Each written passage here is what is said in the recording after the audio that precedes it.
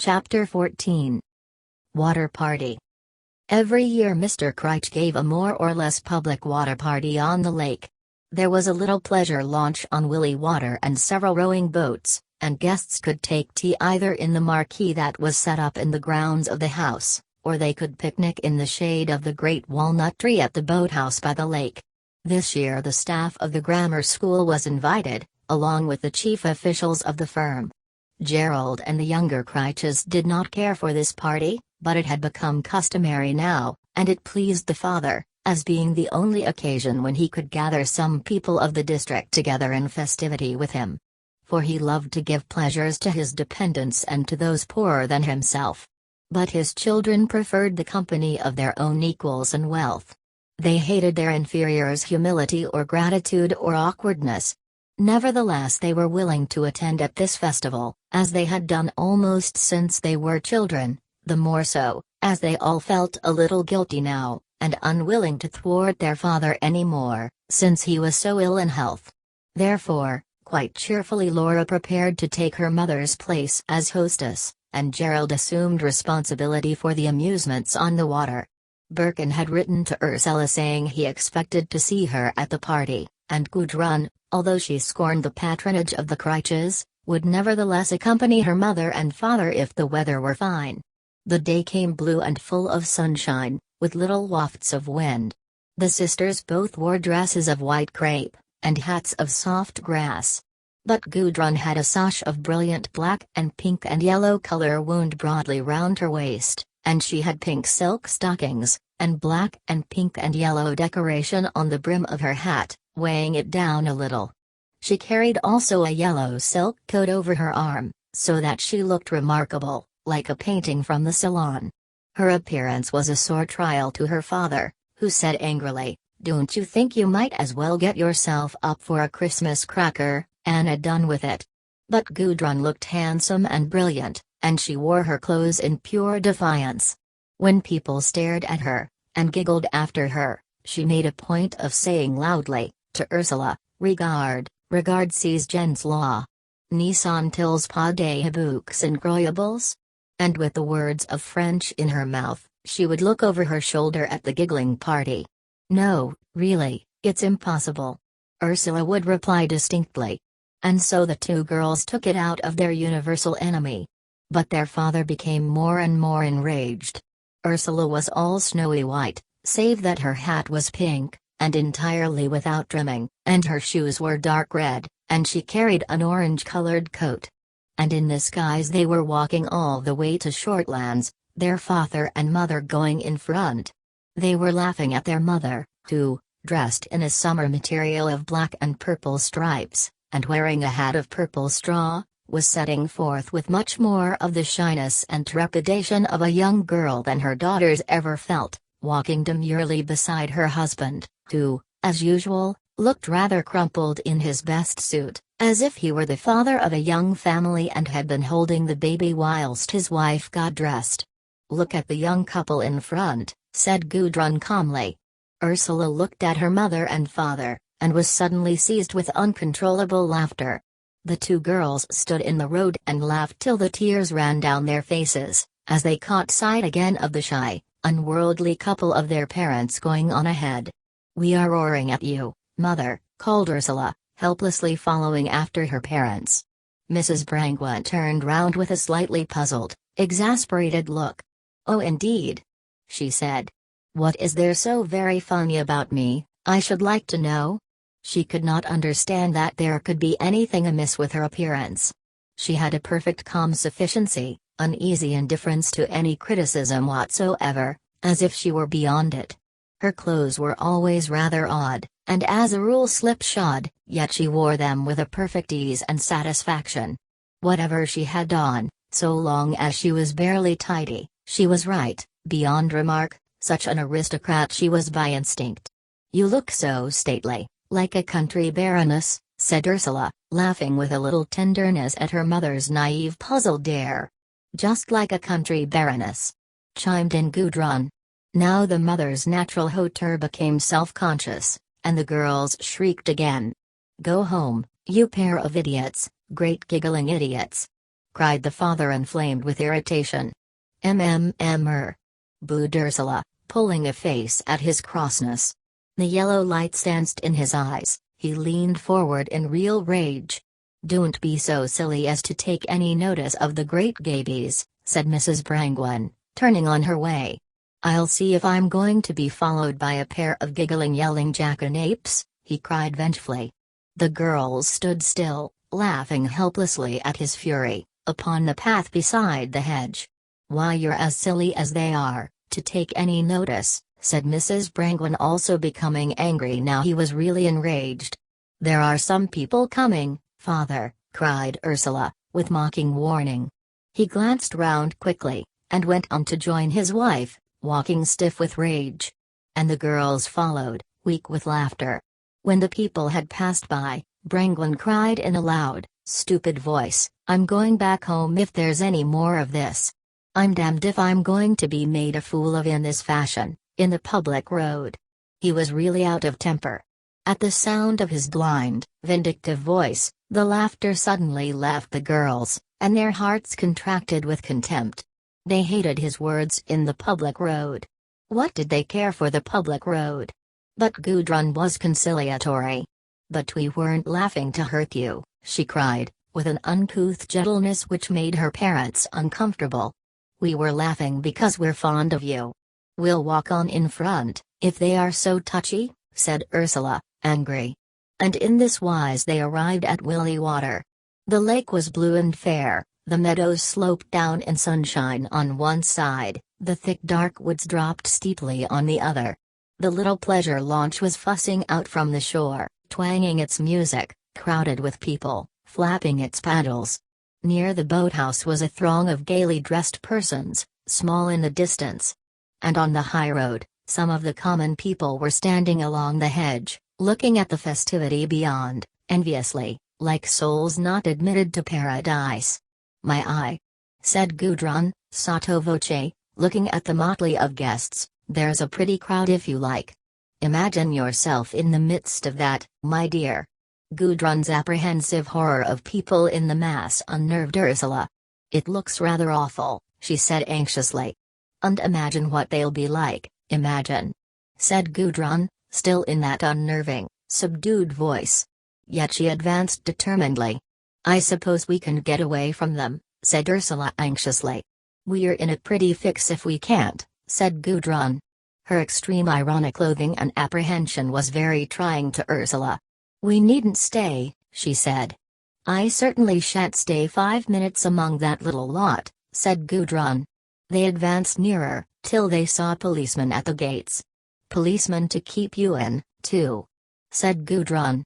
"My word, this is a beautiful affair. We'd better look after father and mother," said Ursula anxiously.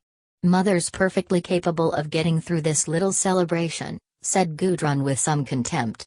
But Ursula knew that her father felt uncouth and angry and unhappy, so she was far from her ease. They waited outside the gate till their parents came up. The tall, thin man in his crumpled clothes was unnerved and irritable as a boy, finding himself on the brink of this social function. He did not feel a gentleman, he did not feel anything except pure exasperation.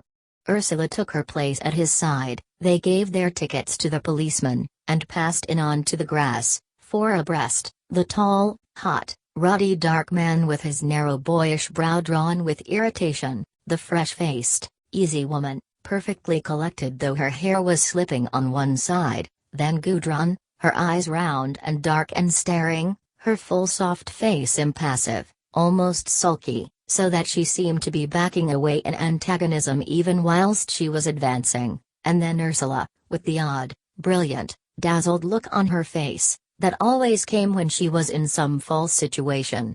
Birkin was the good angel. He came smiling to them with his affected social grace, that somehow was never quite right. But he took off his hat and smiled at them with a real smile in his eyes, so that Brangwen cried out heartily in relief, "How do you do? You're better, are you?"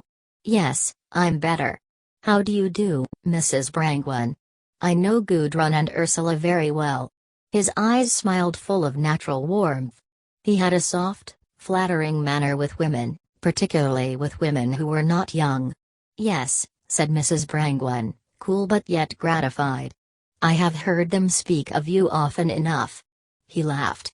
Gudrun looked aside, feeling she was being belittled. People were standing about in groups, some women were sitting in the shade of the walnut tree, with cups of tea in their hands, a waiter in evening dress was hurrying round, some girls were simpering with parasols, some young men, who had just come in from rowing, were sitting cross-legged on the grass, coatless, their shirt sleeves rolled up in manly fashion, their hands resting on their white flannel trousers, their gaudy ties floating about, as they laughed and tried to be witty with the young damsels. "Why," thought Gudrun churlishly, "don't they have the manners to put their coats on, and not to assume such intimacy in their appearance?" She abhorred the ordinary young man, with his hair plastered back, and his easy-going chumminess. Hermione Roddice came up, in a handsome gown of white lace, trailing an enormous silk shawl blotched with great embroidered flowers, and balancing an enormous plain hat on her head. She looked striking, astonishing, almost macabre, so tall, with the fringe of her great cream-colored vividly blotched shawl trailing on the ground after her, her thick hair coming low over her eyes, her face strange and long and pale, and the blotches of brilliant color drawn round her. "Doesn't she look weird?" Gudrun heard some girls titter behind her. And she could have killed them. "How do you do?" sang Hermione, coming up very kindly, and glancing slowly over Gudrun's father and mother. It was a trying moment, exasperating for Gudrun. Hermione was really so strongly entrenched in her class superiority, she could come up and know people out of simple curiosity, as if they were creatures on exhibition. Gudrun would do the same herself. But she resented being in the position when somebody might do it to her. Hermione, very remarkable, and distinguishing the Brangwens very much, led them along to where Laura Crich stood receiving the guests. "This is Mrs. Brangwen," sang Hermione, and Laura, who wore a stiff embroidered linen dress, shook hands and said she was glad to see her. Then Gerald came up, dressed in white, with a black and brown blazer, and looking handsome. He too was introduced to the Brangwen parents, and immediately he spoke to Mrs. Brangwen as if she were a lady, and to Brangwen as if he were not a gentleman.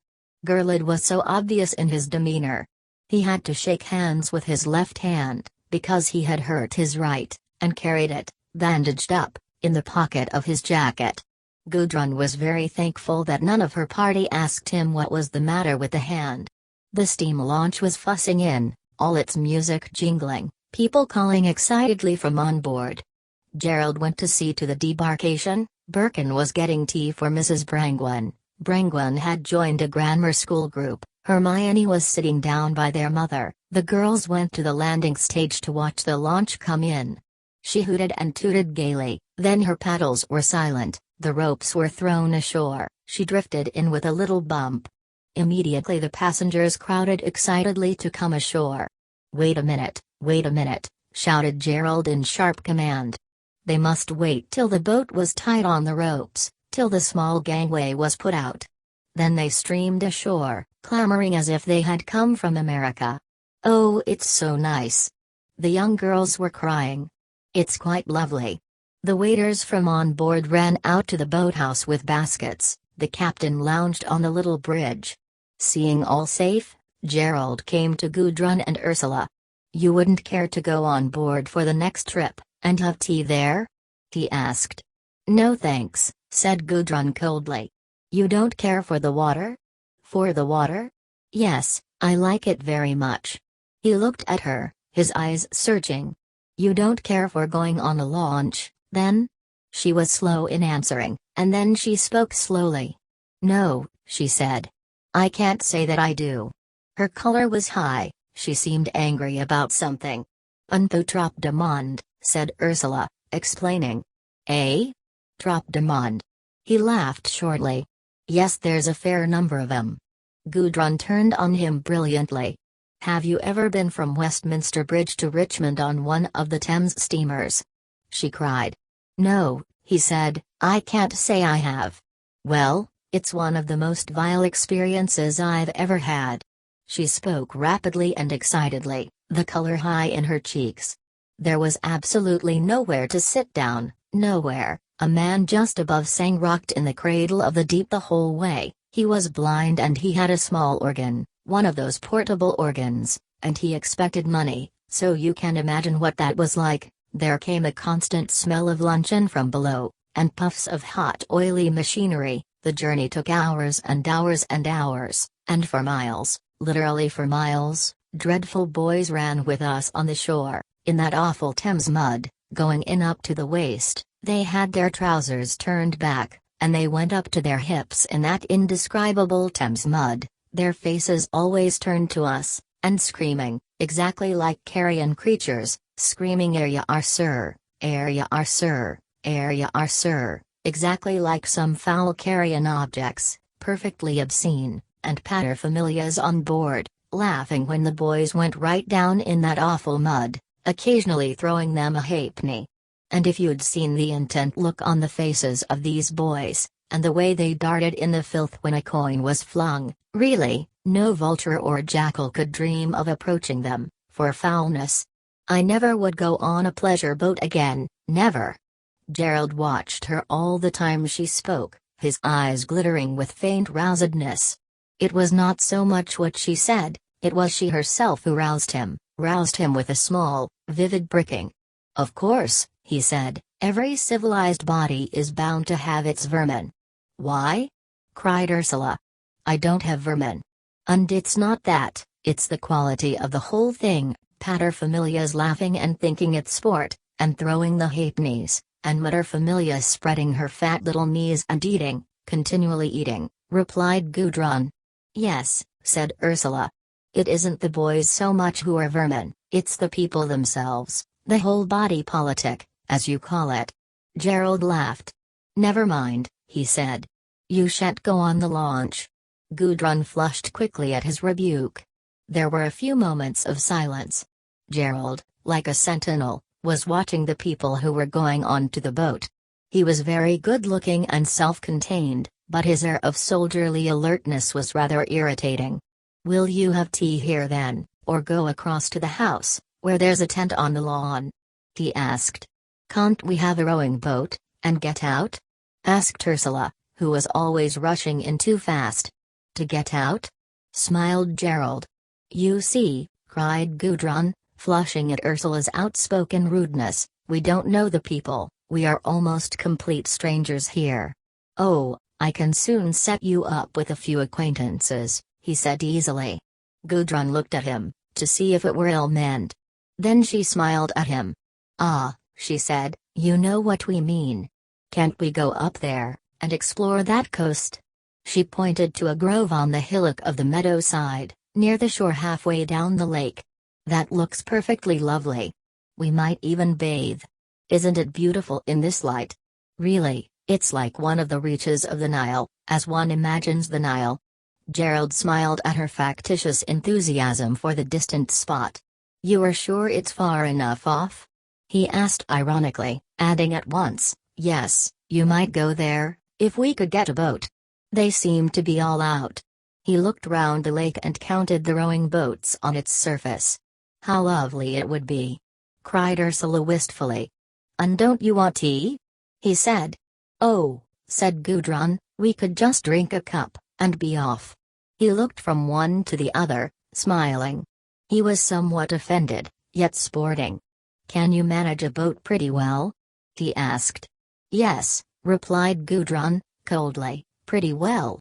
"Oh yes," cried Ursula. "We can both of us row like water spiders." "You can? There's light little canoe of mine, that I didn't take out for fear somebody should drown themselves. Do you think you'd be safe in that?" "Oh perfectly," said Gudrun. "What an angel!" cried Ursula.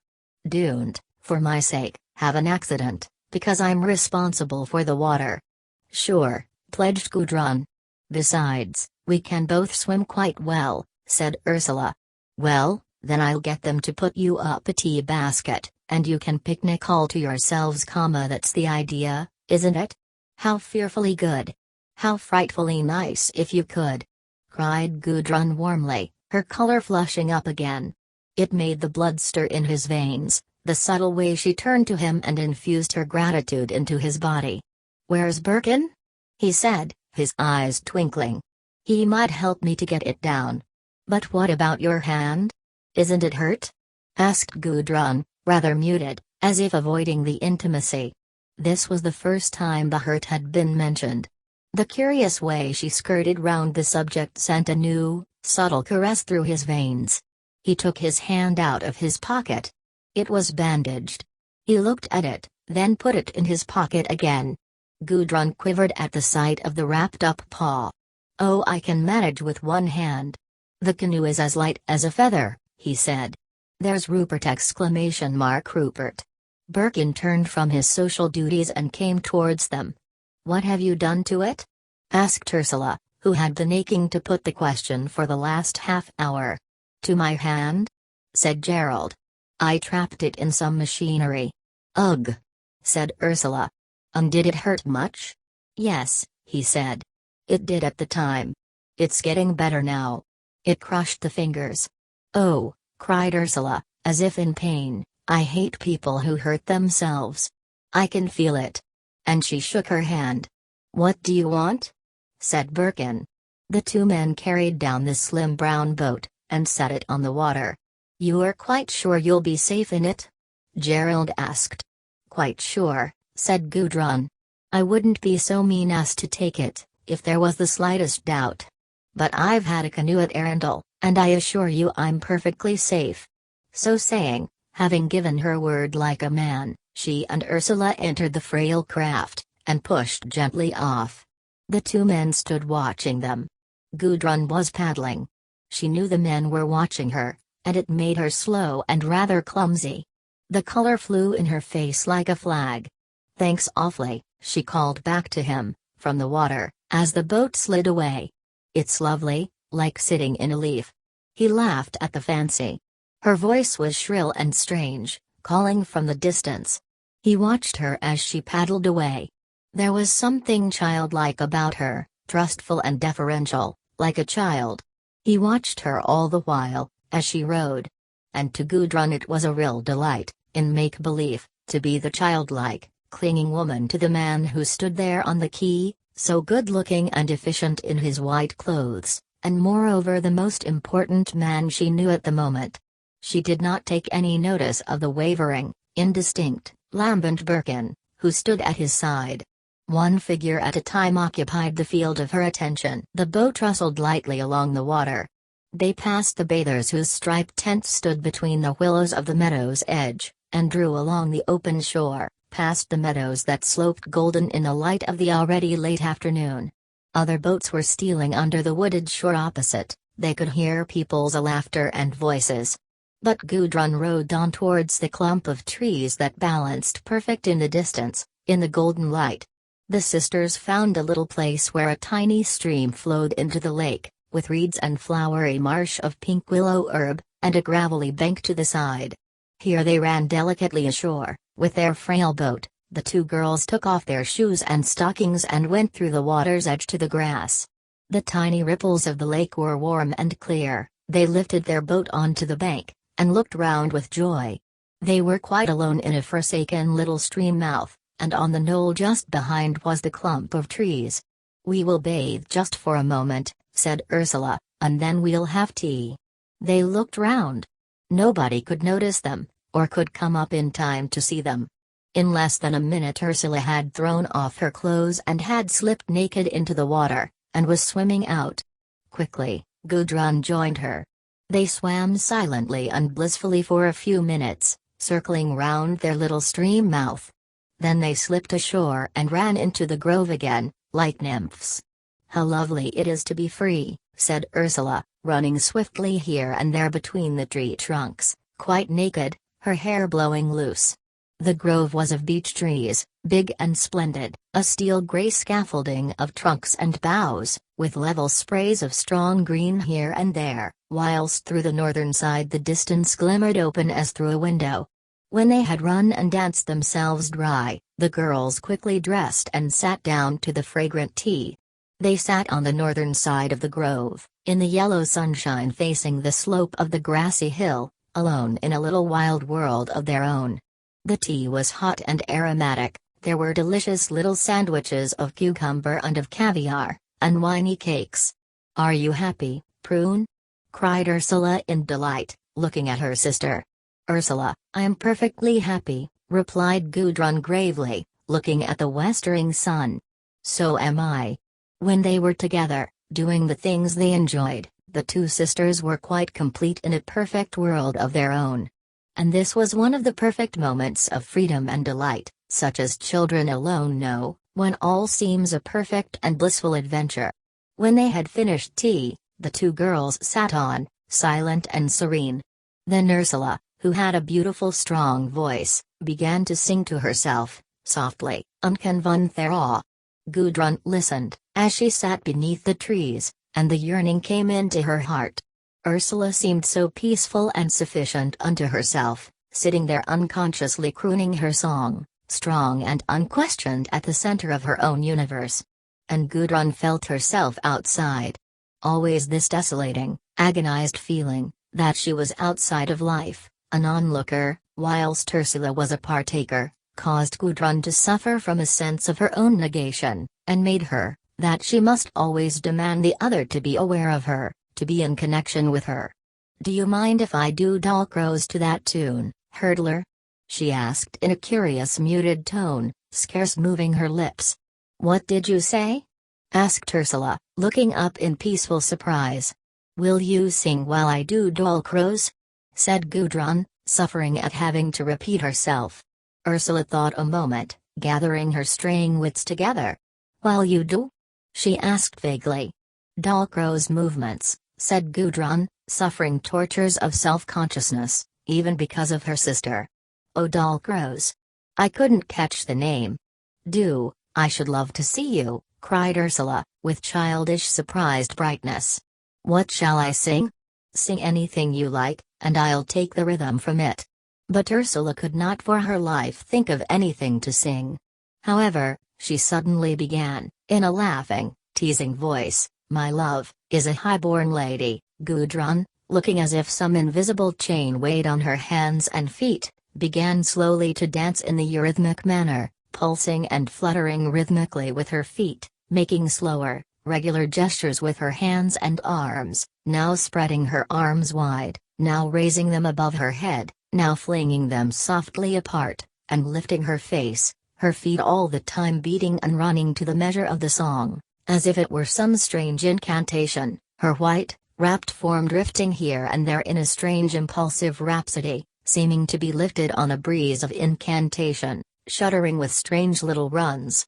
Ursula sat on the grass, her mouth open in her singing, her eyes laughing as if she thought it was a great joke, but a yellow light flashing up in them, as she caught some of the unconscious ritualistic suggestion of the complex shuddering and waving and drifting of her sister's white form, that was clutched in pure, mindless, tossing rhythm, and a will set powerful in a kind of hypnotic influence.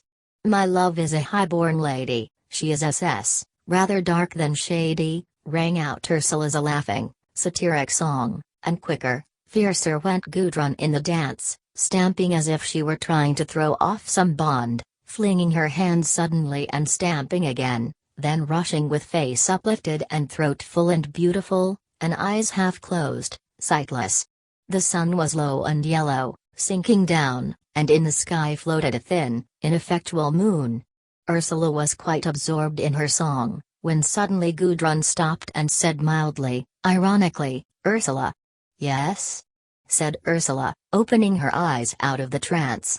Gudrun was standing still and pointing, a mocking smile on her face, towards the side.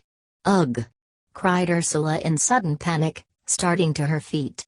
"They're quite all right," rang out Gudrun's sardonic voice. On the left stood a little cluster of Highland cattle, vividly colored and fleecy in the evening light, their horns branching into the sky, pushing forward their muzzles inquisitively, to know what it was all about. Their eyes glittered through their tangle of hair, their naked nostrils were full of shadow. "Won't they do anything?" cried Ursula in fear. Gudrun, who was usually frightened of cattle, now shook her head in a queer, half doubtful, half sardonic motion, a faint smile round her mouth. "Don't they look charming, Ursula?" cried Gudrun, in a high, strident voice, something like the scream of a seagull. "Charming," cried Ursula in trepidation. "But won't they do anything to us?" Again Gudrun looked back at her sister with an enigmatic smile, and shook her head. "I'm sure they won't," she said, as if she had to convince herself also, and yet, as if she were confident of some secret power in herself, and had to put it to the test. "Sit down and sing again," she called in her high, strident voice. "I'm frightened," cried Ursula, in a pathetic voice, watching the group of sturdy short cattle, that stood with their knees planted, and watched with their dark, wicked eyes, through the matted fringe of their hair. Nevertheless, she sank down again, in her former posture. "They are quite safe?" came Gudrun's high call. "Sing something, you've only to sing something." It was evident she had a strange passion to dance before the sturdy, handsome cattle. Ursula began to sing, in a false quavering voice. Way down in Tennessee, she sounded purely anxious.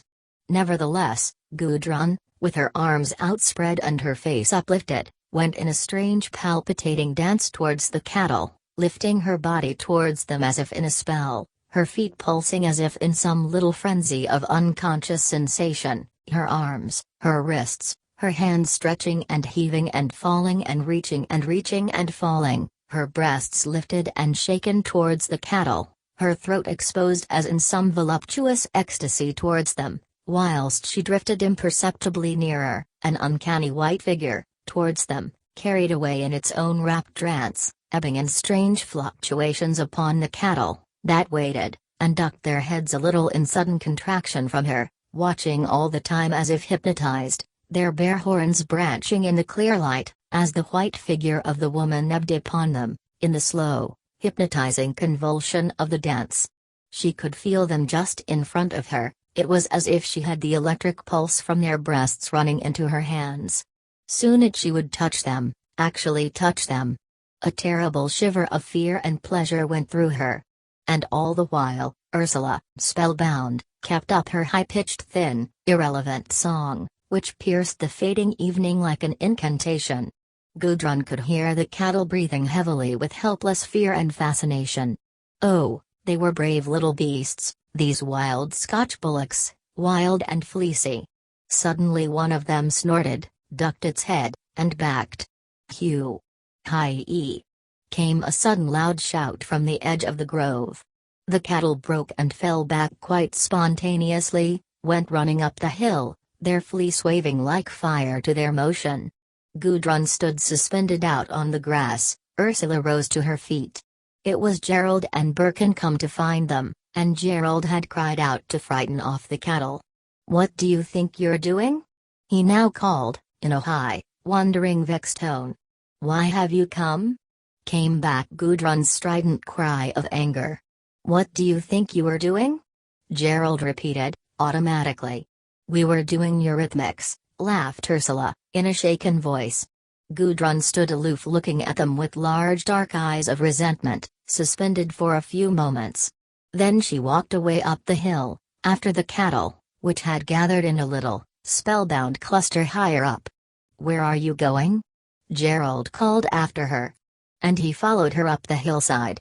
The sun had gone behind the hill, and shadows were clinging to the earth. The sky above was full of traveling light. "A poor song for a dance," said Birkin to Ursula, standing before her with a sardonic, flickering laugh on his face. And in another second, he was singing softly to himself, and dancing a grotesque step dance in front of her, his limbs and body shaking loose, his face flickering palely, a constant thing, whilst his feet beat a rapid mocking tattoo, and his body seemed to hang all loose and quaking in between, like a shadow. "I think we've all gone mad," she said, laughing rather frightened.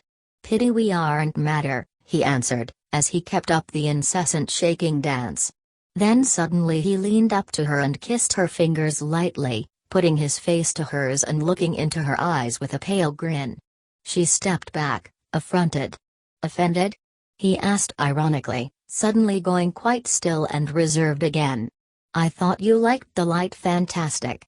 Not like that, she said, confused and bewildered, almost affronted. Yet somewhere inside her she was fascinated by the sight of his loose, vibrating body, perfectly abandoned to its own dropping and swinging, and by the pallid, sardonic smiling face above. Yet automatically she stiffened herself away, and disapproved. It seemed almost an obscenity, in a man who talked as a rule so very seriously. "Why not like that?" he mocked. And immediately he dropped again into the incredibly rapid, slack-waggling dance, watching her malevolently.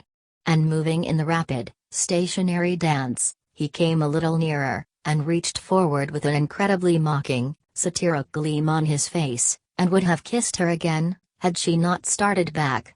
"No, don't!" she cried, really afraid. "Cordelia after all," he said satirically. She was stung, as if this were an insult. She knew he intended it as such, and it bewildered her. "And you," she cried in retort, "why do you always take your soul in your mouth, so frightfully full?" "So that I can spit it out the more readily," he said, pleased by his own retort. Gerald Crich, his face narrowing to an intent gleam, followed up the hill with quick strides, straight after Gudrun. The cattle stood with their noses together on the brow of a slope, watching the scene below, the men in white hovering about the white forms of the women, watching above all Gudrun, who was advancing slowly towards them. She stood a moment, glancing back at Gerald, and then at the cattle. Then in a sudden motion, she lifted her arms and rushed sheer upon the long-horned bullocks, in shuddering irregular runs, pausing for a second and looking at them, then lifting her hands and running forward with a flash, till they ceased pawing the ground, and gave way, snorting with terror, lifting their heads from the ground and flinging themselves away, galloping off into the evening, becoming tiny in the distance, and still not stopping. Gudrun remained staring after them, with a mask-like defiant face.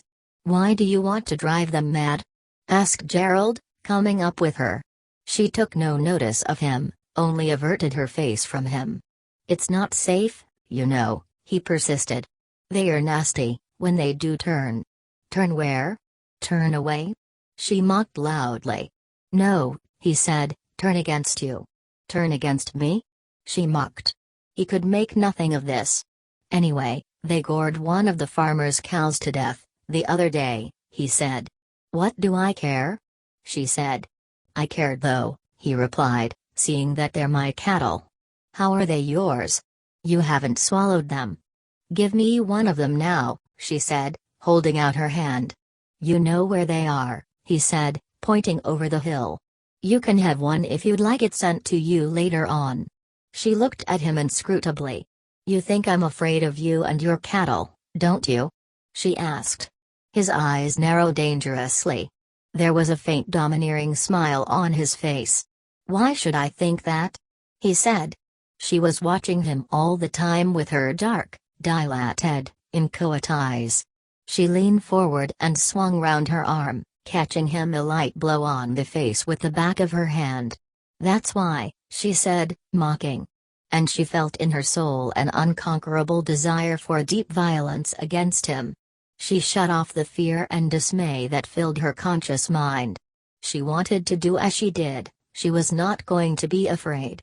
He recoiled from the slight blow on his face. He became deadly pale, and a dangerous flame darkened his eyes. For some seconds he could not speak, his lungs were so suffused with blood, his heart stretched almost to bursting with a great gush of ungovernable emotion. It was as if some reservoir of black emotion had burst within him, and swamped him. "You have struck the first blow," he said at last, forcing the words from his lungs, in a voice so soft and low, it sounded like a dream within her, not spoken in the outer air. "And I shall strike the last," she retorted involuntarily, with confident assurance. He was silent, he did not contradict her. She stood negligently, staring away from him, into the distance. On the edge of her consciousness the question was asking itself, automatically, "Why are you behaving in this impossible and ridiculous fashion?" But she was sullen, she half shoved the question out of herself. She could not get it clean away, so she felt self-conscious.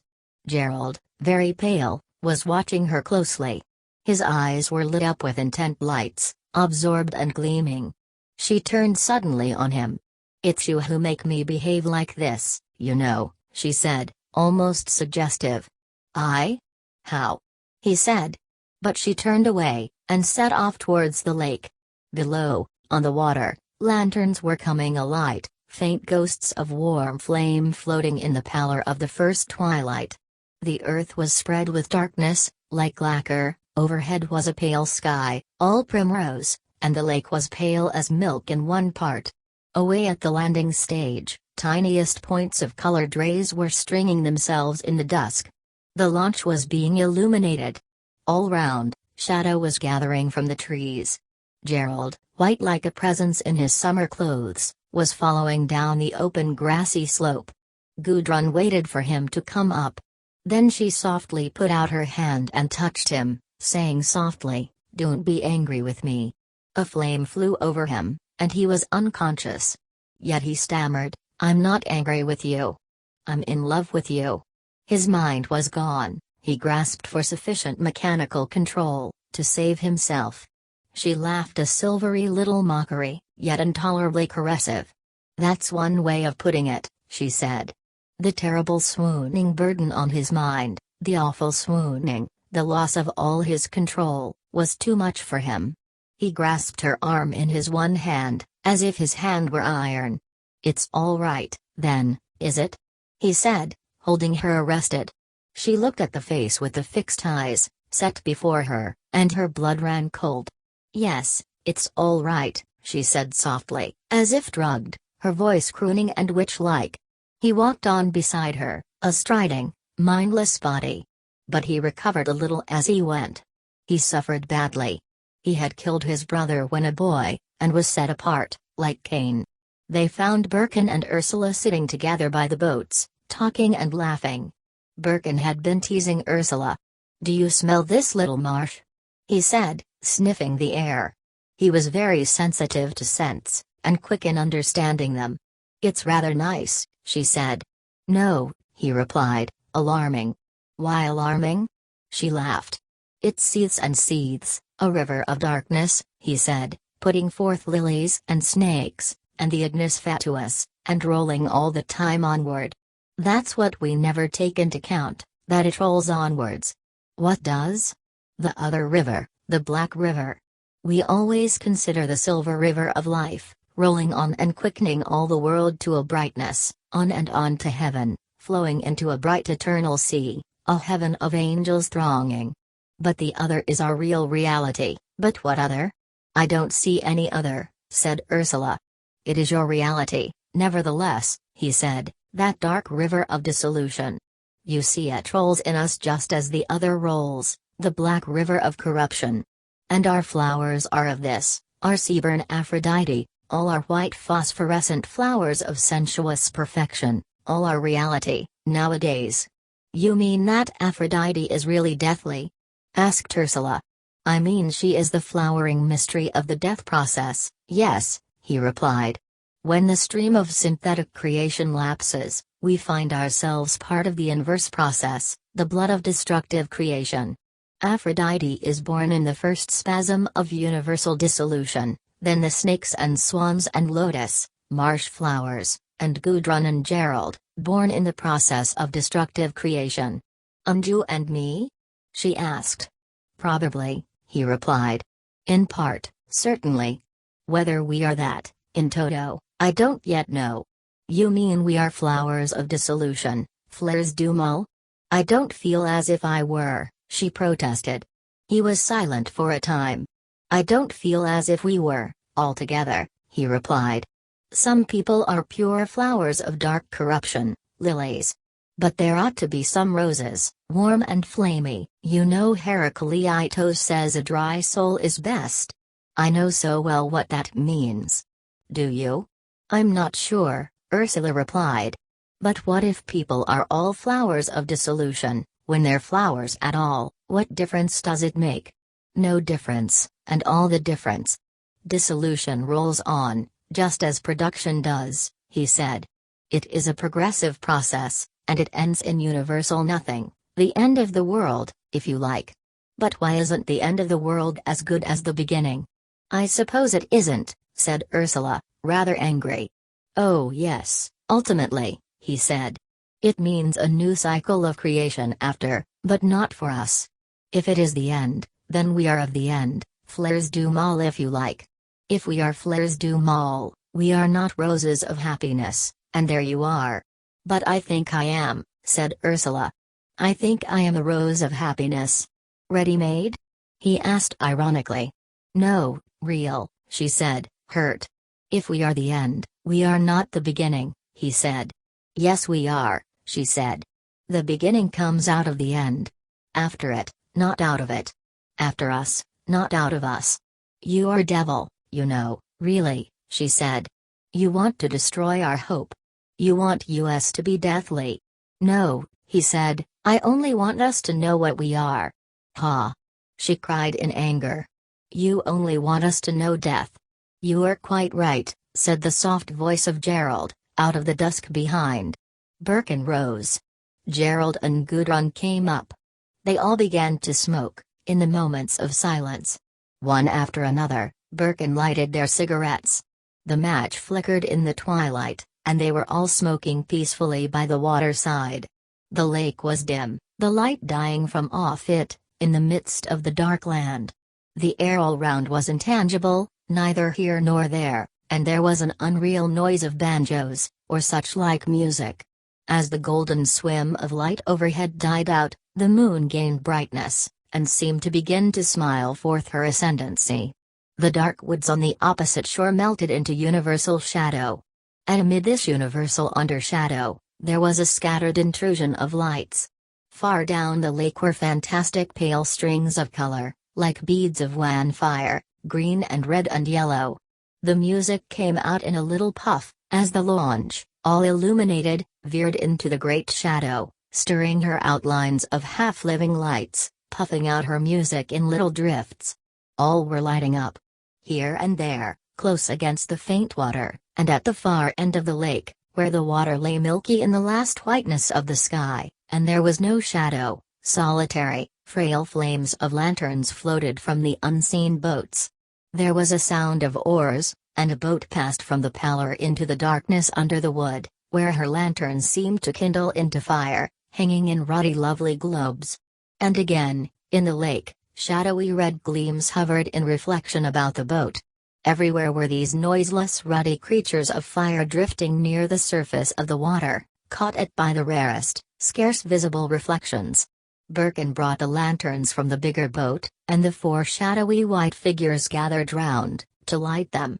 Ursula held up the first, Birkin lowered the light from the rosy, glowing cup of his hands, into the depths of the lantern. It was kindled, and they all stood back to look at the great blue moon of light that hung from Ursula's hand, casting a strange gleam on her face. It flickered, and Birkin went bending over the well of light. His face shone out like an apparition, so unconscious, and again, something demoniacal.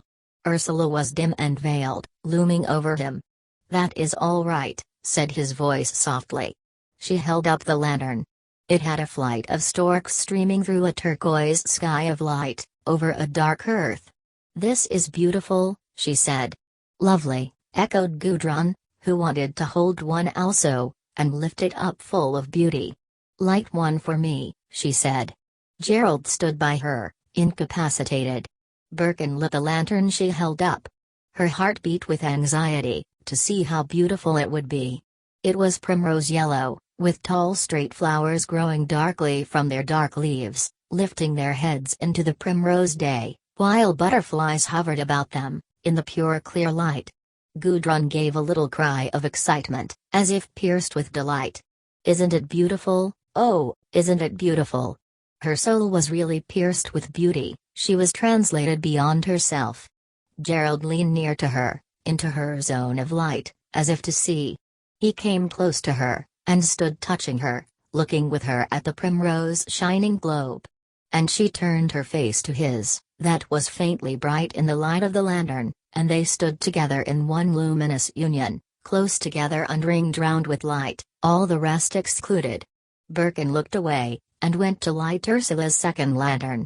It had a pale ruddy sea bottom, with black crabs and seaweed moving sinuously under a transparent sea, that passed into flamy ruddiness above. "You've got the heavens above, and the waters under the earth," said Birkin to her. "Anything but the earth itself," she laughed, watching his live hands that hovered to attend to the light. "I'm dying to see what my second one is," cried Gudrun, in a vibrating, rather strident voice, that seemed to repel the others from her. Birkin went and kindled it. It was of a lovely deep blue color, with a red floor, and a great white cuttlefish flowing in white soft streams all over it. The cuttlefish had a face that stared straight from the heart of the light, very fixed and coldly intent. "How truly terrifying!" exclaimed Gudrun, in a voice of horror. Gerald, at her side, gave a low laugh. "But isn't it really fearful?" she cried in dismay. Again he laughed, and said, "Change it with Ursula, for the crabs." Gudrun was silent for a moment. "Ursula," she said, "could you bear to have this fearful thing?" "I think the coloring is lovely," said Ursula. "So do I," said Gudrun. "But could you bear to have it swinging to your boat? Don't you want to destroy it at once?" "Oh no," said Ursula. "I don't want to destroy it." "Well, do you mind having it instead of the crabs? Are you sure you don't mind?" Gudrun came forward to exchange lanterns. "No," said Ursula, yielding up the crabs and receiving the cuttlefish. Yet she could not help feeling rather resentful at the way in which Gudrun and Gerald should assume a right over her, a precedence. "Come then," said Birkin.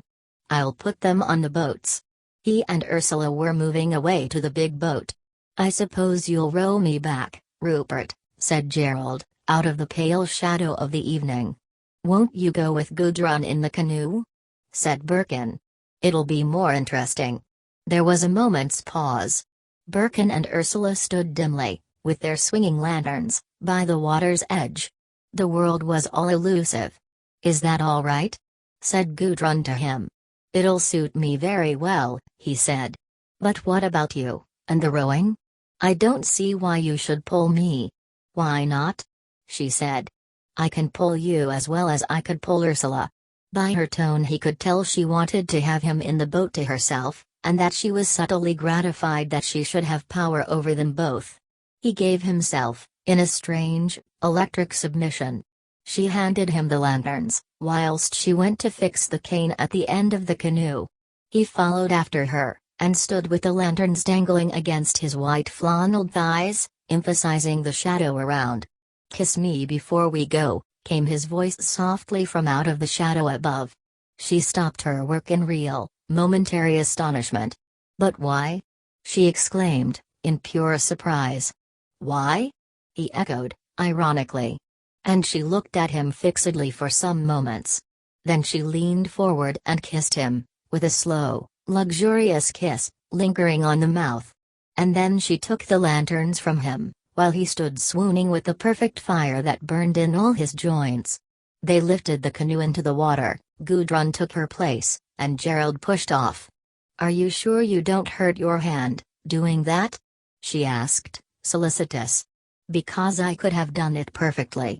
I don't hurt myself," he said in a low, soft voice, that caressed her with inexpressible beauty. And she watched him as he sat near her, very near to her, in the stern of the canoe, his legs coming towards hers, his feet touching hers. And she paddled softly, lingeringly, longing for him to say something meaningful to her. But he remained silent.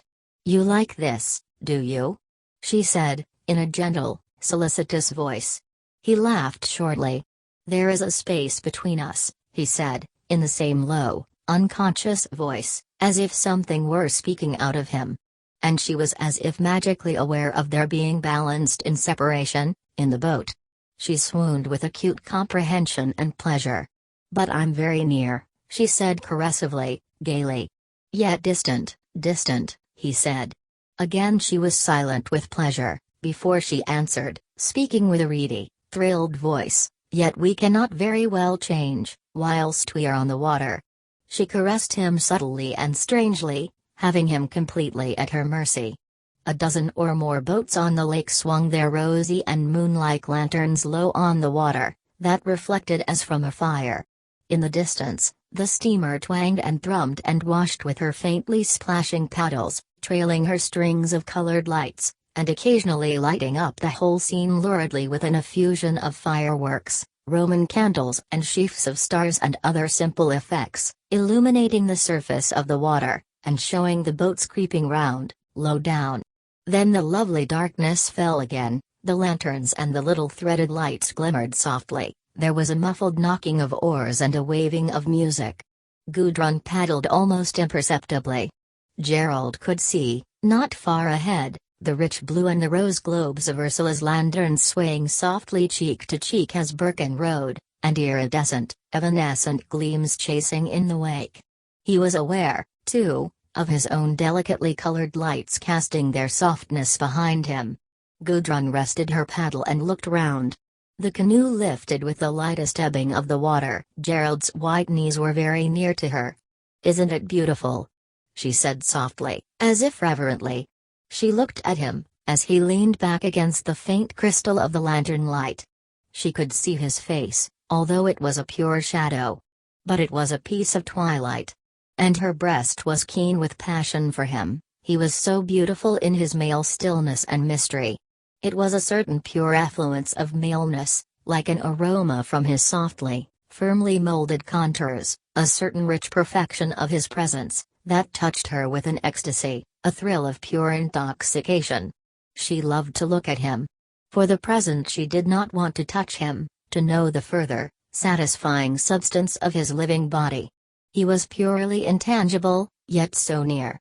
Her hands lay on the paddle like slumber, she only wanted to see him, like a crystal shadow, to feel his essential presence. "Yes," he said vaguely. "It is very beautiful." He was listening to the faint near sounds, the dropping of water drops from the oar blades, the slight drumming of the lanterns behind him, as they rubbed against one another, the occasional rustling of Gudrun's full skirt, an alien land noise. His mind was almost submerged, he was almost transfused, lapsed out for the first time in his life, into the things about him. For he always kept such a keen attentiveness, concentrated and unyielding in himself. Now he had let go, imperceptibly he was melting into oneness with the whole. It was like pure, perfect sleep, his first great sleep of life. He had been so insistent, so guarded, all his life. But here was sleep, and peace, and perfect lapsing out. "Shall I row to the landing stage?" asked Gudrun wistfully. "Anywhere," he answered. "Let it drift." "Tell me then, if we are running into anything," she replied, in that very quiet, toneless voice of sheer intimacy. "The lights will show," he said. So they drifted almost motionless, in silence. He wanted silence, pure and whole. But she was uneasy yet for some word, for some assurance. "Nobody will miss you?" she asked, anxious for some communication. "Miss me?" he echoed. "No." "Why?" "I wondered if anybody would be looking for you." "Why should they look for me?" And then he remembered his manners. "But perhaps you want to get back," he said, in a changed voice. "No, I don't want to get back," she replied. "No, I assure you." "You are quite sure it's all right for you?" "Perfectly all right." And again they were still. The launch twanged and hooted, somebody was singing. Then, as if the night smashed, suddenly there was a great shout, a confusion of shouting, warring on the water, then the horrid noise of paddles reversed and churned violently. Gerald sat up, and Gudrun looked at him in fear. "Somebody in the water," he said, angrily, and desperately, looking keenly across the dusk. "Can you row up?" "Where, to the launch?" asked Gudrun, in nervous panic. "Yes. You'll tell me if I don't steer straight," she said, in nervous apprehension. "You keep pretty level," he said, and the canoe hastened forward. The shouting and the noise continued, sounding horrid through the dusk, over the surface of the water. "Wasn't this bound to happen?" said Gudrun, with heavy hateful irony. But he hardly heard, and she glanced over her shoulder to see her way. The half-dark waters were sprinkled with lovely bubbles of swaying lights. The launch did not look far off. She was rocking her lights in the early night. Gudrun rowed as hard as she could. But now that it was a serious matter, she seemed uncertain and clumsy in her stroke. It was difficult to paddle swiftly. She glanced at his face. He was looking fixedly into the darkness, very keen and alert and single in himself, instrumental. Her heart sank, she seemed to die a death. Of course, she said to herself, nobody will be drowned. Of course they won't. It would be too extravagant and sensational. But her heart was cold, because of his sharp impersonal face. It was as if he belonged naturally to dread and catastrophe, as if he were himself again. Then there came a child's voice, a girl's high, piercing shriek, "They, Odie, Odie, Odie." The blood ran cold in Gudrun's veins. "It's Diana, is it?" muttered Gerald. The young monkey, she'd have to be up to some of her tricks. And he glanced again at the paddle. The boat was not going quickly enough for him. It made Gudrun almost helpless at the rowing, this nervous stress. She kept up with all her might. Still the voices were calling and answering. Where? There you are, that's it." "Which?" No, oh. Damn it all, here. Boats were hurrying from all directions to the scene. Colored lanterns could be seen waving close to the surface of the lake, reflections swaying after them in uneven haste. The steamer hooted again, for some unknown reason. Gudrun's boat was traveling quickly, the lanterns were swinging behind Gerald. And then again came the child's high, screaming voice, with a note of weeping and impatience in it now, Odie. It was a terrible sound, coming through the obscure air of the evening. "You'd be better if you were in bed, Winnie," Gerald muttered to himself. He was stooping unlacing his shoes, pushing them off with the foot. Then he threw his soft hat into the bottom of the boat. "You can't go into the water with your hurt hand," said Gudrun, panting, in a low voice of horror. "What? It won't hurt." He had struggled out of his jacket, and had dropped it between his feet. He sat bareheaded, all in white now. He felt the belt at his waist. They were nearing the launch, which stood still big above them, her myriad lamps making lovely darts, and sinuous running tongues of ugly red and green and yellow light on the lustrous dark water, under the shadow. "Oh, get her out. Oh, darling. Oh, get her out. Oh, daddy, moaned the child's voice, in distraction. Somebody was in the water, with a life belt. Two boats paddled near, their lanterns swinging ineffectually, the boats nosing round. "Hi there, Rockley!" "Hi there. Mr. Gerald," came the captain's terrified voice. "Miss Diana's in the water. Anybody gone in for her?" came Gerald's sharp voice. "Young Dr. Brindle, sir." "Where?" "Can't see no signs of them, sir. Everybody's looking, but there's nothing so far." There was a moment's ominous pause. "Where did she go in?" "I think, about where that boat is," came the uncertain answer, "that one with red and green lights." "Row there," said Gerald quietly to Gudrun. "Get her out, Gerald, oh get her out," the child's voice was crying anxiously. He took no heed. "Lean back that way," said Gerald to Gudrun, as he stood up in the frail boat. "She won't upset." In another moment, he had dropped clean down, soft and plumb, into the water. Gudrun was swaying violently in her boat, the agitated water shook with transient lights. She realized that it was faintly moonlight, and that he was gone. So it was possible to be gone. A terrible sense of fatality robbed her of all feeling and thought. She knew he was gone out of the world, there was merely the same world, and absence, his absence. The night seemed large and vacuous. Lanterns swayed here and there, people were talking in an undertone on the launch and in the boats. She could hear Winifred moaning, "Oh, do find her, Gerald, do find her," and someone trying to comfort the child. Gudrun paddled aimlessly here and there. The terrible, massive, cold, boundless surface of the water terrified her beyond words. Would he never come back? She felt she must jump into the water too, to know the horror also. She started, hearing someone say, "There he is." She saw the movement of his swimming, like a water rat. And she rowed involuntarily to him. But he was near another boat, a bigger one. Still she rowed towards him. She must be very near. She saw him, he looked like a seal. He looked like a seal as he took hold of the side of the boat. His fair hair was washed down on his round head, his face seemed to glisten suavely. She could hear him panting. Then he clambered into the boat. Oh, and the beauty of the subjection of his loins, white and dimly luminous as he climbed over the side of the boat, made her want to die, to die. The beauty of his dim and luminous loins as he climbed into the boat, his back rounded and soft, this was too much for her, too final a vision. She knew it, and it was fatal, the terrible hopelessness of fate, and of beauty, such beauty. He was not like a man to her, he was an incarnation, a great phase of life. She saw him press the water out of his face, and look at the bandage on his hand. And she knew it was all no good, and that she would never go beyond him. He was the final approximation of life to her. "Put the lights out, we shall see better," came his voice, sudden and mechanical and belonging to the world of man. She could scarcely believe there was a world of man. She leaned round and blew out her lanterns. They were difficult to blow out. Everywhere the lights were gone save the colored points on the sides of the launch.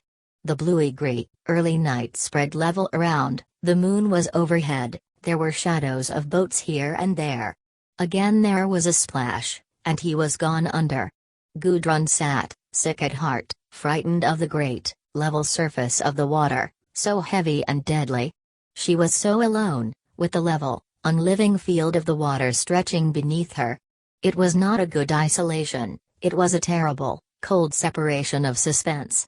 She was suspended upon the surface of the insidious reality until such time as she also should disappear beneath it.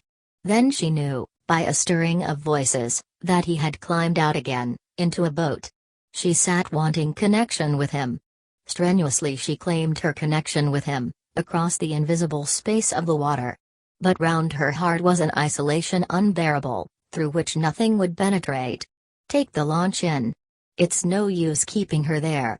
Get lines for the dragging," came the decisive, instrumental voice, that was full of the sound of the world. The launch began gradually to beat the waters. "Gerald! Gerald!" came the wild crying voice of Winifred. He did not answer. Slowly the launch drifted round in a pathetic, clumsy circle, and slunk away to the land, retreating into the dimness. The wash of her paddles grew duller. Gudrun rocked in her light boat, and dipped the paddle automatically to steady herself. "Gudrun?" called Ursula's voice. "Ursula." The boats of the two sisters pulled together. "Where is Gerald?" said Gudrun. "He's dived again," said Ursula plaintively. "And I know he ought not, with his hurt hand and everything." "I'll take him in home this time," said Birkin. The boats swayed again from the wash of steamer. Gudrun and Ursula kept a lookout for Gerald. "There he is!" cried Ursula, who had the sharpest eyes. He had not been long under. Birkin pulled towards him, Gudrun following. He swam slowly, and caught hold of the boat with his wounded hand. It slipped, and he sank back. "Why don't you help him?" cried Ursula sharply. He came again, and Birkin leaned to help him into the boat.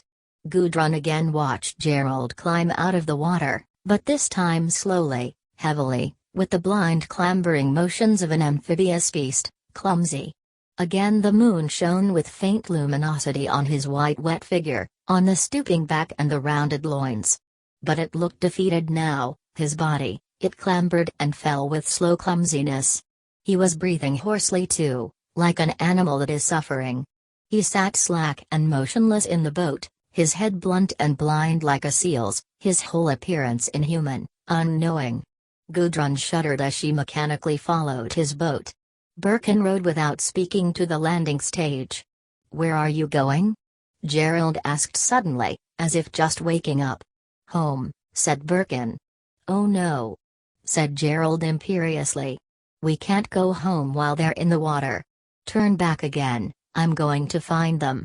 The women were frightened. His voice was so imperative and dangerous, almost mad, not to be opposed. "No," said Birkin. "You can't." There was a strange fluid compulsion in his voice. Gerald was silent in a battle of wills. It was as if he would kill the other man. But Birkin rode evenly and unswerving, with an inhuman inevitability. "Why should you interfere?" said Gerald, in hate. Birkin did not answer. He rode towards the land. And Gerald sat mute, like a dumb beast, panting, his teeth chattering, his arms inert, his head like a seal's head. They came to the landing stage. Wet and naked looking, Gerald climbed up the few steps. There stood his father, in the night. "Father," he said. "Yes, my boy.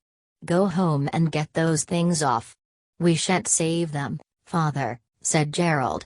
"There's hope yet, my boy." "I'm afraid not. There's no knowing where they are. You can't find them. And there's a current, as cold as hell." "We'll let the water out," said the father. "Go home you and look to yourself. See that he's looked after, Rupert," he added in a neutral voice. "Well, father, I'm sorry. I'm sorry. I'm afraid it's my fault. But it can't be helped, I've done what I could for the moment. I could go on diving, of course, not much, though, and not much use." He moved away barefoot, on the planks of the platform. Then he trod on something sharp. "Of course, you've got no shoes on," said Birkin.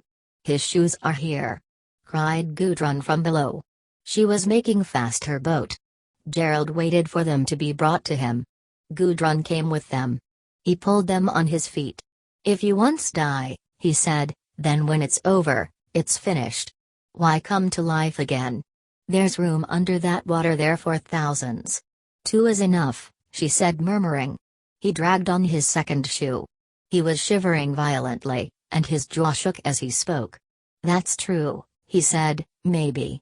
But it's curious how much room there seems, a whole universe under there, and as cold as hell. You're as helpless as if your head was cut off."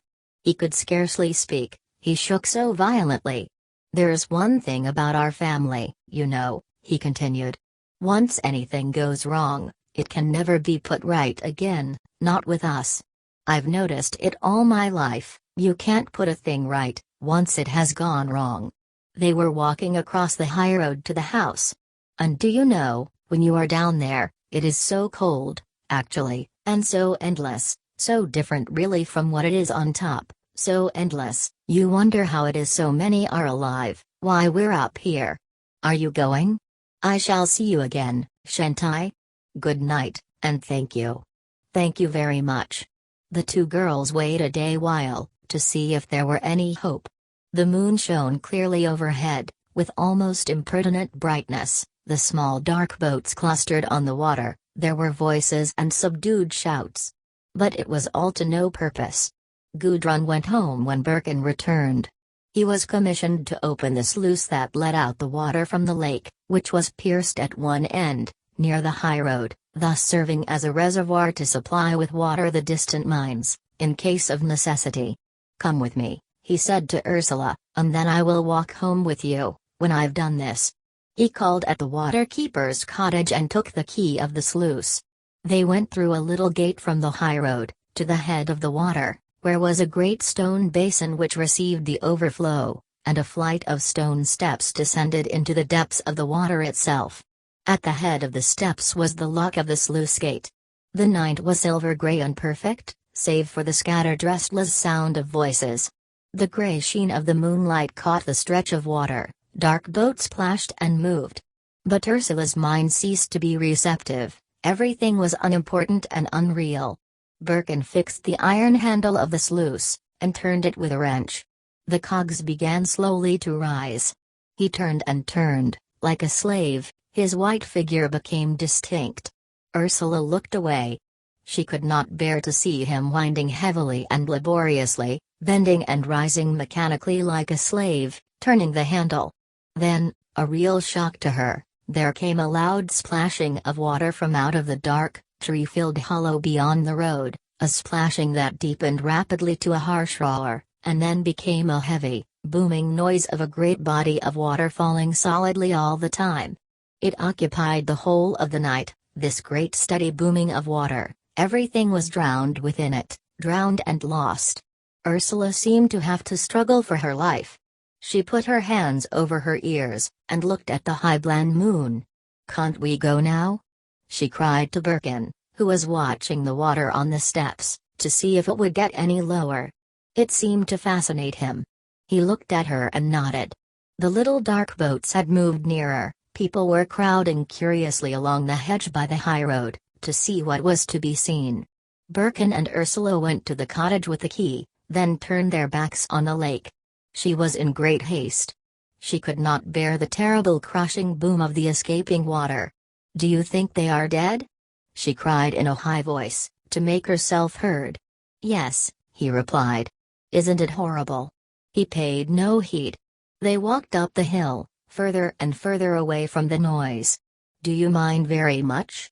she asked him. "I don't mind about the dead," he said, "once they are dead. The worst of it is, they cling onto the living, and won't let go." She pondered for a time. "Yes," she said. "The fact of death doesn't really seem to matter much, does it?" "No," he said. "What does it matter if Diana Crich is alive or dead?" "Doesn't it?"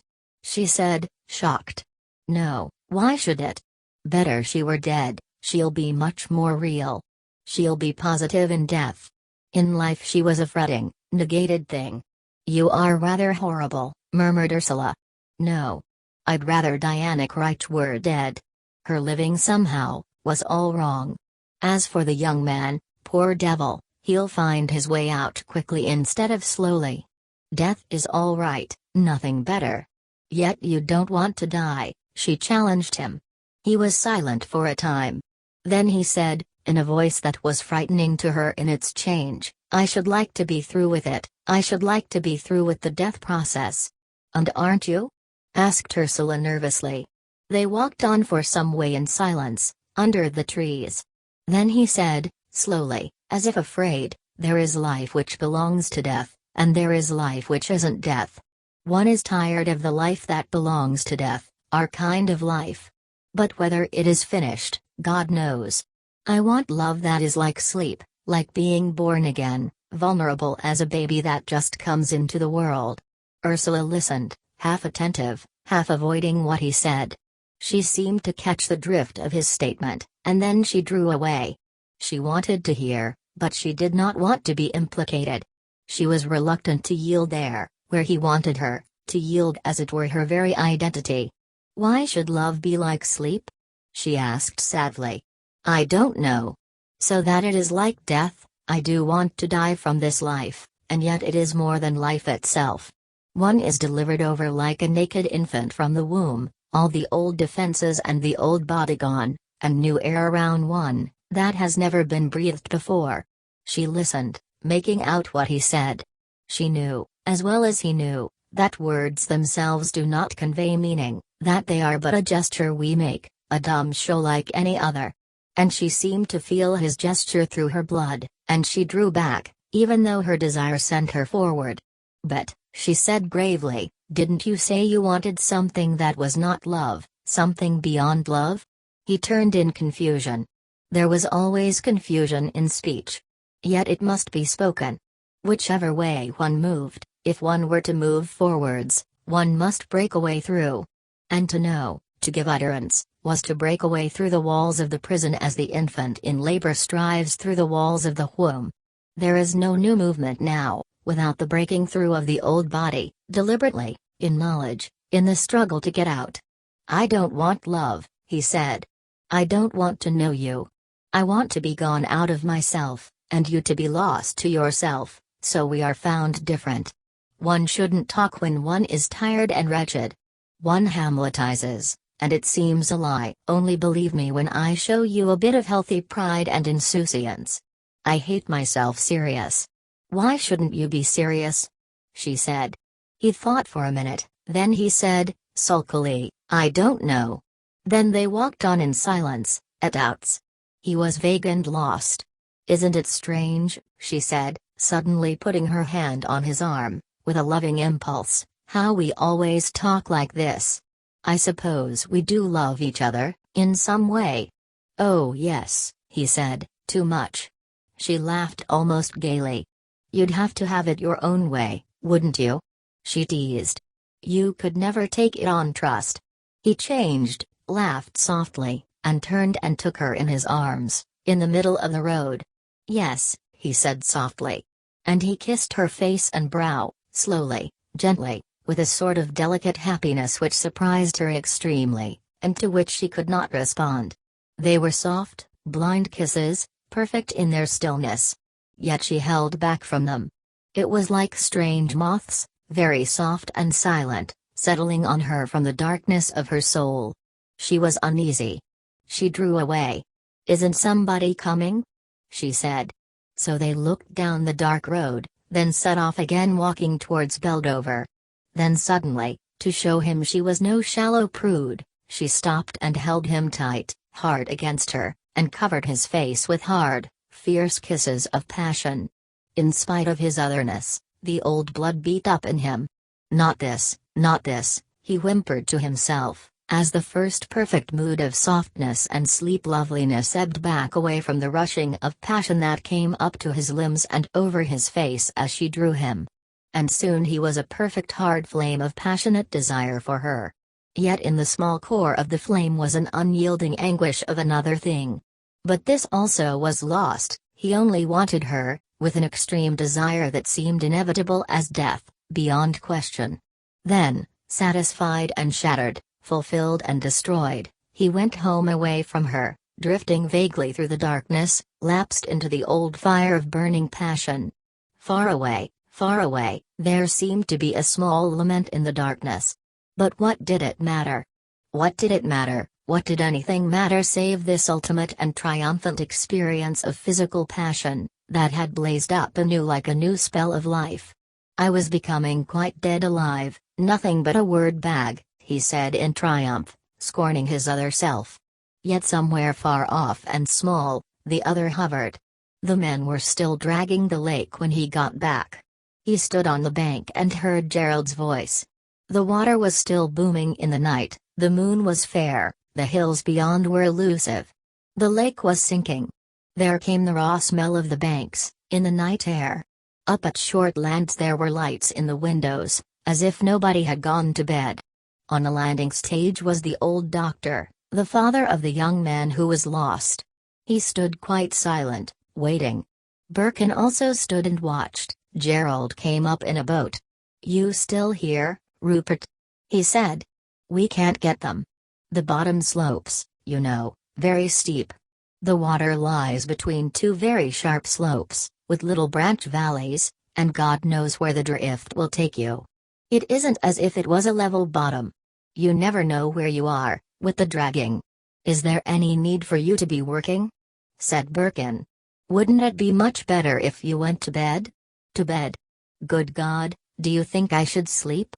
We'll find 'em, before I go away from here. But the men would find them just the same without you, why should you insist?"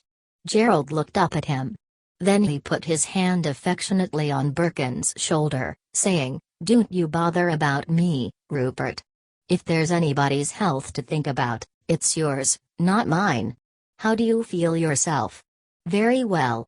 But you spoil your own chance of life, you waste your best self."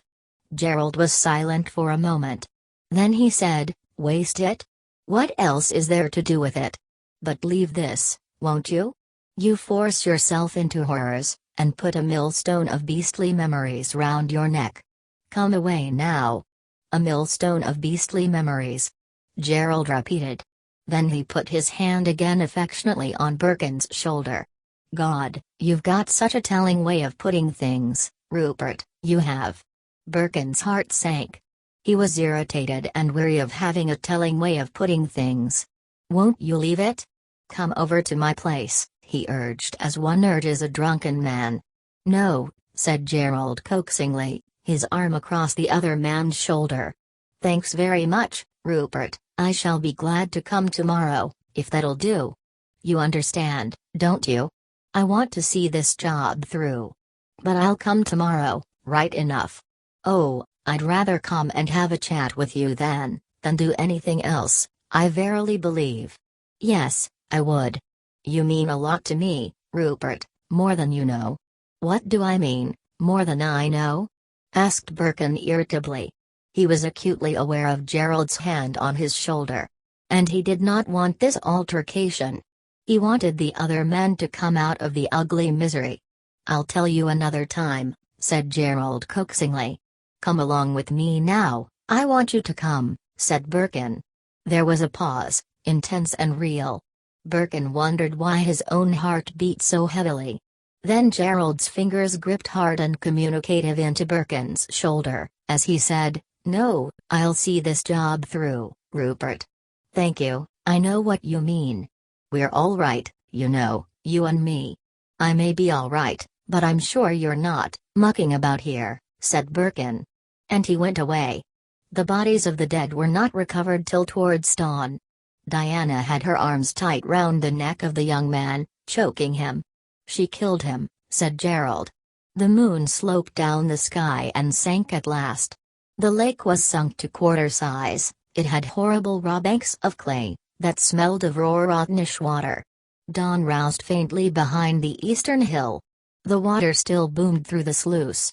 As the birds were whistling for the first morning, and the hills at the back of the desolate lake stood radiant with the new mists, there was a straggling procession up to Shortlands, men bearing the bodies on a stretcher, Gerald going beside them, the two grey-bearded fathers following in silence. Indoors the family was all sitting up, waiting. Somebody must go to tell the mother, in her room. The doctor in secret struggled to bring back his son, till he himself was exhausted. Over all the outlying district was a hush of dreadful excitement on that Sunday morning. The colliery people felt as if this catastrophe had happened directly to themselves, indeed they were more shocked and frightened than if their own men had been killed. Such a tragedy in Shortlands, the high home of the district. One of the young mistresses, persisting in dancing on the cabin roof of the launch, wilful young madam, drowned in the midst of the festival, with the young doctor. Everywhere on the Sunday morning, the colliers wandered about, discussing the calamity. At all the Sunday dinners of the people, there seemed a strange presence. It was as if the angel of death were very near, there was a sense of the supernatural in the air. The men had excited, startled faces, the women looked solemn, some of them had been crying. The children enjoyed the excitement at first. There was an intensity in the air, almost magical. Did all enjoy it? Did all enjoy the thrill? Gudrun had wild ideas of rushing to comfort Gerald. She was thinking all the time of the perfect comforting, reassuring thing to say to him. She was shocked and frightened, but she put that away, thinking of how she should deport herself with Gerald, act her part. That was the real thrill, how she should act her part.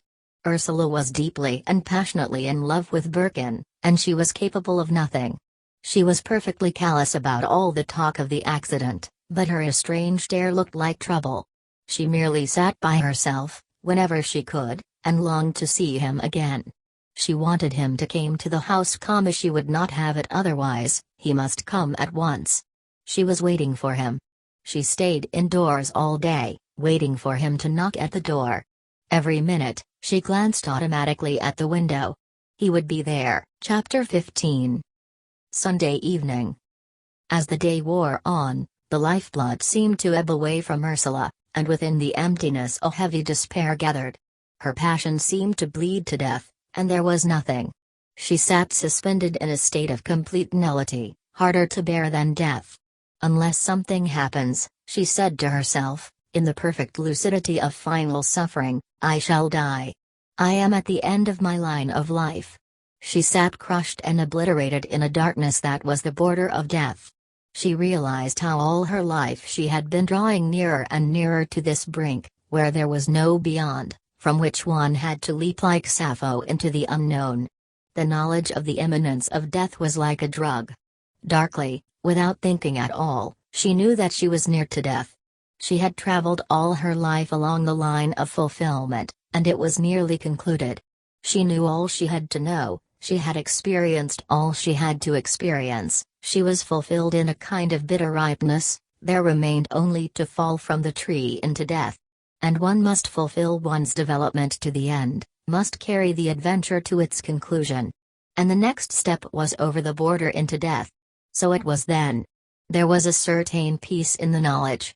After all, when one was fulfilled, one was happiest in falling into death, as a bitter fruit plunges in its ripeness downwards. Death is a great consummation, a consummating experience. It is a development from life. That we know, while we are yet living. What then need we think for further? One can never see beyond the consummation. It is enough that death is a great and conclusive experience. Why should we ask what comes after the experience, when the experience is still unknown to us? Let us die, since the great experience is the one that follows now upon all the rest, death, which is the next great crisis in front of which we have arrived. If we wait, if we balk the issue, we do but hang about the gates in undignified uneasiness. There it is, in front of us, as in front of Sappho, the illimitable space. Thereinto goes the journey. Have we not the courage to go on with our journey? Must we cry I daren't? On ahead we will go, into death, and whatever death may mean. If a man can see the next step to be taken, why should he fear the next but one? Why ask about the next but one? Of the next step we are certain. It is the step into death. I shall die, I shall quickly die, said Ursula to herself, clear as if in a trance, clear, calm, and certain beyond human certainty. But somewhere behind, in the twilight, there was a bitter weeping and a hopelessness. That must not be attended to. One must go where the unfaltering spirit goes, there must be no balking the issue, because of fear. No balking the issue, no listening to the lesser voices. If the deepest desire be now, to go on into the unknown of death, shall one forfeit the deepest truth for one more shallow? Then let it end, she said to herself. It was a decision. It was not a question of taking one's life, she would never kill herself, that was repulsive and violent. It was a question of knowing the next step. And the next step led into the space of death. Did it question mark or was there? Her thoughts drifted into unconsciousness, she sat as if asleep beside the fire. And then the thought came back. The space of death. Could she give herself to it? Ah yes, it was asleep. She had had enough so long she had held out, and resisted. Now was the time to relinquish, not to resist any more. In a kind of spiritual trance, she yielded, she gave way, and all was dark. She could feel, within the darkness, the terrible assertion of her body, the unutterable anguish of dissolution, the only anguish that is too much, the far-off, awful nausea of dissolution set in within the body. Does the body correspond so immediately with the spirit? She asked herself. And she knew, with the clarity of ultimate knowledge, that the body is only one of the manifestations of the spirit. The transmutation of the integral spirit is the transmutation of the physical body as well. Unless I set my will, unless I absolve myself from the rhythm of life, fix myself and remain static, cut off from living, absolved within my own will. But better die than live mechanically a life that is a repetition of repetitions. To die is to move on with the invisible. To die is also a joy of submitting to that which is greater than the known, namely, the pure unknown. That is a joy. But to live mechanized and cut off within the motion of the will, to live as an entity absolved from the unknown, that is shameful and ignominious. There is no ignominy in death. There is complete ignominy in an unreplenished, mechanized life. Life indeed may be ignominious, shameful to the soul. But death is never a shame. Death itself, like the illimitable space, is beyond our sullying. Tomorrow was Monday. Monday, the beginning of another school week. Another shameful, barren school week, mere routine and mechanical activity. Was not the adventure of death infinitely preferable? Was not death infinitely more lovely and noble than such a life? A life of barren routine, without inner meaning, without any real significance. How sordid life was, how it was a terrible shame to the soul, to live now. How much cleaner and more dignified to be dead. One could not bear any more of this shame of sordid routine and mechanical nullity. One might come to fruit in death. She had had enough. For where was life to be found? No flowers grow upon busy machinery, there is no sky to a routine, there is no space to a rotary motion. And all life was a rotary motion, mechanized, cut off from reality. There was nothing to look for from life, it was the same in all countries and all peoples. The only window was death. One could look out onto the great dark sky of death with elation, as one had looked out of the classroom window as a child, and seen perfect freedom in the outside. Now one was not a child, and one knew that the soul was a prisoner within this sordid vast edifice of life, and there was no escape, save in death. But what a joy! What a gladness to think that whatever humanity did, it could not seize hold of the kingdom of death, to nullify that. The sea they turned into a murderous alley and a soiled road of commerce, disputed like the dirty land of a city every inch of it. The air they claimed to, shared it up, parceled it out to certain owners, they trespassed in the air to fight for it. Everything was gone, walled in, with spikes on top of the walls, and one must ignominiously creep between the spiky walls through a labyrinth of life. But the great, dark, illimitable kingdom of death, their humanity was put to scorn. So much they could do upon earth, the multifarious little gods that they were. But the kingdom of death put them all to scorn, they dwindled into their true vulgar silliness in face of it. How beautiful, how grand and perfect death was, how good to look forward to. There one would wash off all the lies and ignominy and dirt that had been put upon one here, a perfect bath of cleanness and glad refreshment, and go unknown, unquestioned, unabased. After all, one was rich, if only in the promise of perfect death. It was a gladness above all, that this remained to look forward to, the pure inhuman otherness of death. Whatever life might be, it could not take away death, the inhuman transcendent death. Oh, let us ask no question of it, what it is or is not. To know is human, and in death we do not know, we are not human. And the joy of this compensates for all the bitterness of knowledge and the sordidness of our humanity. In death we shall not be human, and we shall not know. The promise of this is our heritage, we look forward like heirs to their majority. Ursula sat quite still and quite forgotten, alone by the fire in the drawing room. The children were playing in the kitchen, all the others were gone to church. And she was gone into the ultimate darkness of her own soul. She was startled by hearing the bell ring. Away in the kitchen, the children came scudding along the passage in delicious alarm. "Ursula, there's somebody." "I know. Don't be silly," she replied.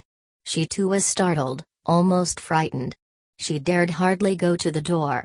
Birkin stood on the threshold, his raincoat turned up to his ears. He had come now she was gone far away. She was aware of the rainy night behind him. "Oh, is it you?" she said. "I am glad you are at home," he said in a low voice, entering the house. "They are all gone to church." He took off his coat and hung it up. The children were peeping at him round the corner. "Go and get undressed now, Billy and Dora," said Ursula. "Mother will be back soon, and she'll be disappointed if you're not in bed." The children, in a sudden angelic mood, retired without a word. Birkin and Ursula went into the drawing room. The fire burned low. He looked at her and wondered at the luminous delicacy of her beauty, and the wide shining of her eyes. He watched from a distance, with wonder in his heart. She seemed transfigured with light. "What have you been doing all day?" he asked her. "Only sitting about," she said. He looked at her. There was a change in her. But she was separate from him. She remained apart, in a kind of brightness. They both sat silent in the soft light of the lamp. He felt he ought to go away again, he ought not to have come. Still he did not gather enough resolution to move. But he was the drop, her mood was absent and separate. Then there came the voices of the two children calling shyly outside the door, softly, with self-excited timidity, "Ursula! Ursula!" She rose and opened the door. On the threshold stood the two children in their long nightgowns, with wide-eyed, angelic faces. They were being very good for the moment, playing the role perfectly of two obedient children. "Shall you take us to bed?" said Billy, in a loud whisper. "Why, you're angels tonight," she said softly. "Won't you come and say good night to Mr. Birkin?" The children merged shyly into the room, on bare feet. Billy's face was wide and grinning, but there was a great solemnity of being good in his round blue eyes. Dora, peeping from the floss of her fair hair, hung back like some tiny dryad that has no soul. "Will you say good night to me?" asked Birkin, in a voice that was strangely soft and smooth. Dora drifted away at once, like a leaf lifted on a breath of wind. But Billy went softly forward, slow and willing, lifting his pinched-up mouth implicitly to be kissed. Ursula watched the full, gathered lips of the man gently touch those of the boy, so gently. Then Birkin lifted his fingers and touched the boy's round, confiding cheek, with a faint touch of love. Neither spoke.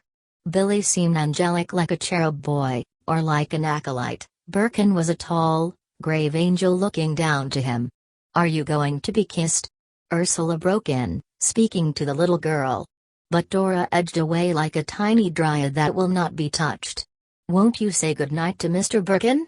"Go, he's waiting for you," said Ursula.